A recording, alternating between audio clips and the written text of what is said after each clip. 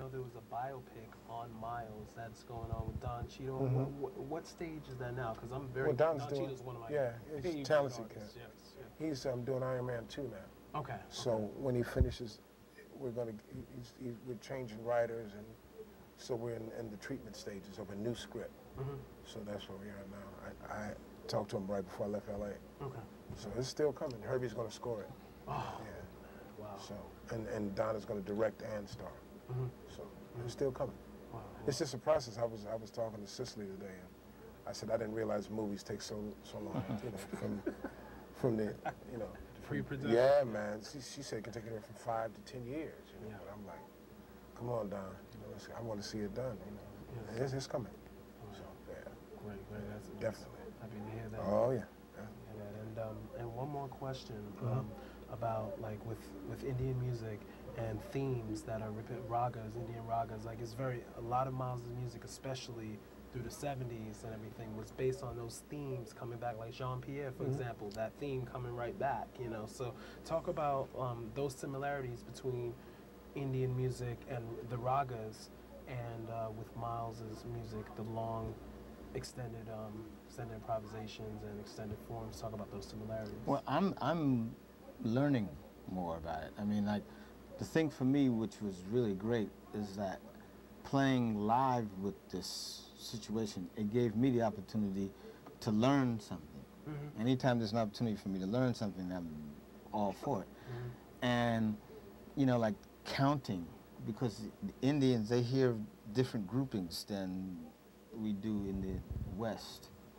And it's been a real nice challenge for me to like hear this music and to try to play this music with that Indian feel. And to the point where like I went back and I listened to some actual Indian beats, like and Bhangra and different things. And then when I got an opportunity to play with the guys that really play that, you know, they were like, oh yeah, okay, you do know that, and like so that's really a great thing for me, and like I'm really looking forward to doing more of that because it is a learning experience, and you know, as I said, learning these different beats was really special for me. I mean, and like I really dug and do enjoy doing that and playing that. It opens up your it's another vocabulary, man. It's just another piece of the arsenal, you know.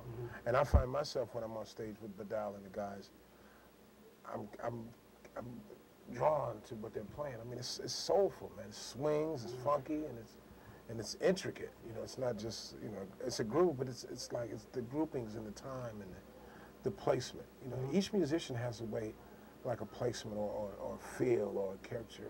The way they play and the way they approach their instrument. And with the Indian musicians, man, it's like, it's just... It's authentic. See, that's the thing that's good about it. It's the best of the, you know what I mean? I mean, you're learning from, or you're playing with the best of the Indian, you know, that type of music. So, I mean, it's a gas, man. You know, you gotta come check it out. It's a true blend. It's a true blend because, you know, I know they didn't just get some guys that are studying Indian music here. They got people from India to come and play, and so like you learn, and so like it's a true amalgamation, a true blending of these two different cultures, which have links. It's a link. It still is a link. I mean, but it is a true blending of like, you know, the different cultures, and like it turned out to be pretty special. And Yusef was saying that they're like. Their fathers are famous musicians, you know. So it's like a lineage. So they're the sons and daughters of well-known musicians in India, and they're you know, they're at the top of their, you know, class and what they do. So it's like it's the father, and then the kid, you know, the sons and daughters who are playing with us. One more question to close out. Give me your most memorable moment with Miles, like. Each, I know there are many, but if you can think of one right now, and think of one each. For me, and I say this because I get asked that all the time, and no disrespect, but I can't, Miles's life is it's such an. The best way I can say it is that I can't live his life through anecdotes and different points. Oh, okay. What I can say is that it was a great learning experience for me, because I can't pick out one particular thing that I mean, there were a lot of things, and what I can say is this: that more so than anything, he's one of the greatest teachers that I ever had. I can't pick out a particular anecdote to say, well, this time, this time when he said this, I can't. I can't. Just that's me personally.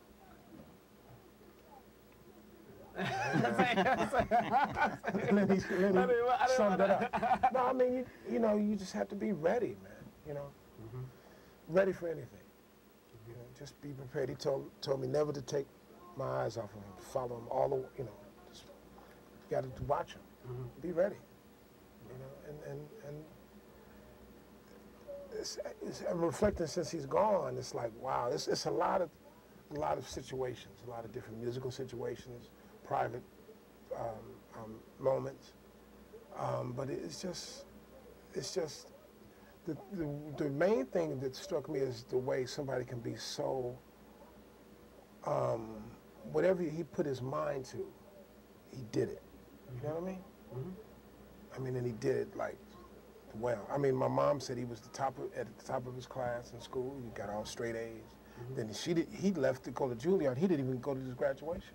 She got a diploma. He was on a train in New York. But I want to say it's an honor to sit next to you, gentlemen, and wow, it's just amazing to have you be here to talk about an icon, and also to talk about the beautiful blend of artistry with the great Indian musicians that that started, the whole process started in Mumbai, and to be able to then have them play with all of the great musicians that worked with Miles. And it's an honor for me to talk about this project and to have you on the show. Thank you so much. It's great to be here.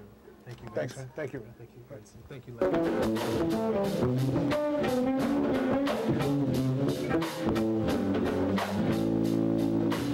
Lenny.